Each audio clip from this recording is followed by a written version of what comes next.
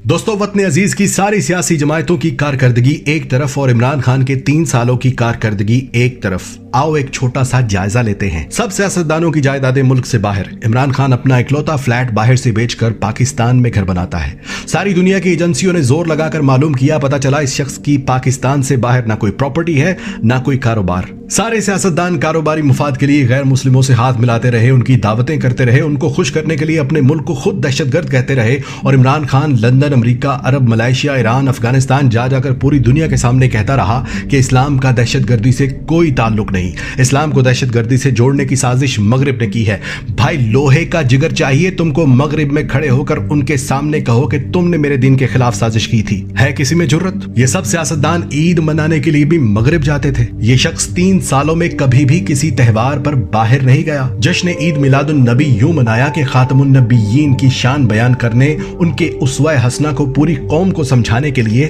رحمت للعالمین اتھارٹی بنا دی، جس سے پہلی بار 12 ربیع الاول پر سرکاری طور پر نبی پاک صلی اللہ علیہ وآلہ وسلم کی ولادت پر اسمبلیوں میں چراغاں کیا گیا، درود شریف صلوات کی آوازیں گونج رہی تھیں۔ لاہور کو پیرس بنانے والوں نے سود پر ادھار پیسہ لے کر لاہور میں اورنج ٹرین میٹرو بس تو بنا دی، جس کا قرض ہم آئندہ 30 سالوں تک بھی اتارتے رہیں گے، مگر اسی اورنج ٹرین کے آس پاس دور دراز سے آئے لوگ فٹ پاتھ پر سوتے رہے۔ سخت سردی میں بے یار و مددگار بے گھر لوگ ٹھٹھرتے رہے، نہ کوئی سیاستدان آیا ان کے پاس، نہ کسی چیف جسٹس نے نوٹس لیا تھا۔ پھر اسی عمران خان نے وہاں پر پناہ گاہیں بنا دی، مفت کھانا بیت المال سے کھلا رہا ہے، ہزاروں لوگ مستفید ہو رہے ہیں، اور اب کم سے کم کوئی غریب، کوئی پردیسی سخت سردی میں فٹ پاتھ پر نہیں سوتا یا بھوکا نہیں رہتا۔ سیاستدان اپنا علاج لندن میں، امیر اپنا علاج پرائیویٹ اسپتالوں میں کرواتے تھے، اور غریب کو سرکاری اسپتال کے چکر لگانے کے لیے چھوڑ دیا گیا، جہاں کسی غریب کو معمولی آپریشن کی تاریخ بھی 3 مہینے کی دی جاتی تھی۔ 2 رستے ہوتے تھے غریب کے پاس، یا تو وہ کسی سے لاکھوں روپے ادھار لے، زیور بیچے، گھر بیچے اور پرائیویٹ اسپتال میں جائے،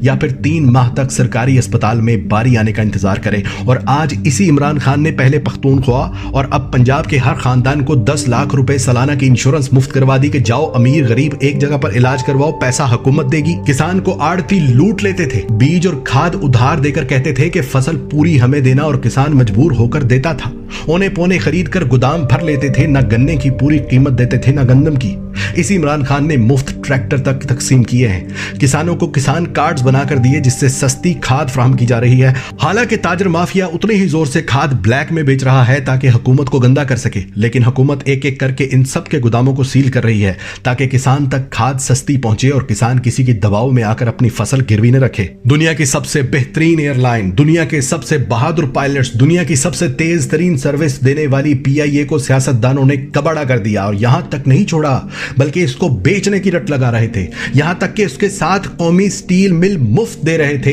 PIA کی ملکیت امریکہ میں موجود روزویلٹ ہوٹل گروی رکھ چکے تھے، جس کی نیلامی کی تاریخ مقرر ہو چکی تھی۔ قومی ایئر لائن کی سروس کویت، عراق، یورپ، امریکہ سمیت متعدد ممالک میں بند کی جا چکی تھی کہ PIA آج بند ہوئی کہ کل۔ اور پھر اسی عمران خان نے PIA کو قرض کی دلدل سے نکالا، اس کے ہوٹل روز ویلٹ کا سارا قرض اتارا، کویت سمیت تمام ممالک کے لیے ایک ایک کر کے PIA کو پھر سے چلا دیا۔ اور سنو، اب پائلٹس کی ٹریننگ کے لیے خطے میں سب سے پہلے جس نے ڈیجیٹل مشینری خریدی ہے اس ملک کا نام پاکستان ہے۔ بینک غریب کو جوتے کی نوک پر رکھتے تھے، قرض چھوڑو بجلی کا بل جمع کروانے کے لیے بھی لمبی لائنوں میں لگتے تھے، قرض صرف امیروں کو ملتا تھا، اور اسی عمران خان کی بدولت وہ سارے بینک اس بات پر راضی ہو گئے کہ وہ اپنا گھر اسکیم میں غریبوں کو بلا سود قرض دیں گے۔ سیمسنگ جیسی انٹرنیشنل کمپنی کے موبائل فون اور ٹی وی پاکستان میں بن رہے، موٹر سائیکل اور الیکٹرک گاڑیاں پاکستان میں تاریخ میں پہلی بار بن رہی، سیاحت میں پاکستان کو نمبر 1 ڈیسٹینیشن پر لے آیا، سکردو کا ایئرپورٹ چلا دیا جہاں روزانہ ہزاروں ملکی اور غیر ملکی سیاح آ جا رہے ہیں۔ پہلا وزیر اعظم جو 18ویں ترمیم کے باوجود سندھ والوں کو بھی ٹرانسپورٹ کی سہولت وفاقی بجٹ سے دے گیا، ہندوستان کی چھاتی پر پاؤں رکھ کر ڈیم بنا رہا،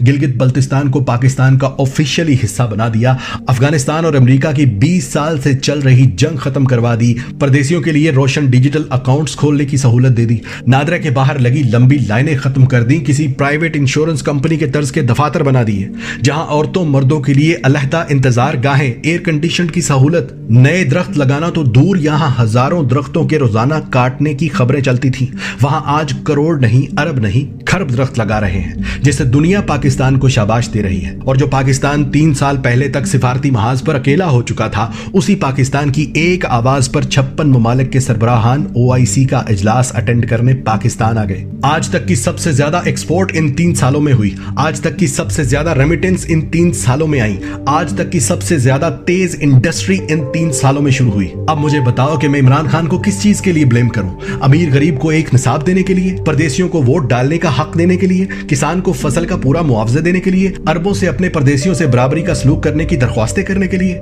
अमेरिका को एब्सोल्युटली नॉट कहने के लिए, मोदी को साड़ियां और आम भेजने की बजाय रिटेलिएशन की धमकी देने के लिए, अक़वाम मुत्तहिदा में ला इलाहा इल्लल्लाह कहकर हम लड़ेंगे का नारा लगाने पर, गरीब अमीर का एक जैसा इलाज करवाने पर, जखीरा अंदाजों के खिलाफ तहरीक चलाने पर, एक्सपोर्ट बढ़ाने और इंपोर्ट को रोकने पर, पुलिस को अवाम दोस्त बनाने पर, सहाफियों को झूठ बोलने पर सजा देने पर, किस चीज पर मैं ब्लेम करूं उसे? भाइयों, कोरोना के बावजूद इस शख्स ने अल्लाह की मदद से 70 साला पाकिस्तान की तारीख के मुकाबले में वो काम किए हैं कि अल्लाह की कसम मुझे अब इस पर कोई शक नहीं कि इस शख्स के साथ अल्लाह की तरफ से खास रहमत है। वरना 56 ममालिक में वाहिद एटमी ताकत, सरहदों पर दुश्मनों से घिरा हुआ मुल्क पाकिस्तान इसराइल और अमेरिका को एब्सोल्युटली नॉट बोलकर जाता कहां? अगर किसी को मेरे बताए गए एक भी लफ्ज पर शक हो तो अपने सोर्सेस से चेक करना, एक एक लफ्ज सच निकलेगा, एक एक बात हकीकत निकलेगी। और आज पहली बार मैं पाकिस्तान के साथ साथ इमरान खान को भी जिंदाबाद कहता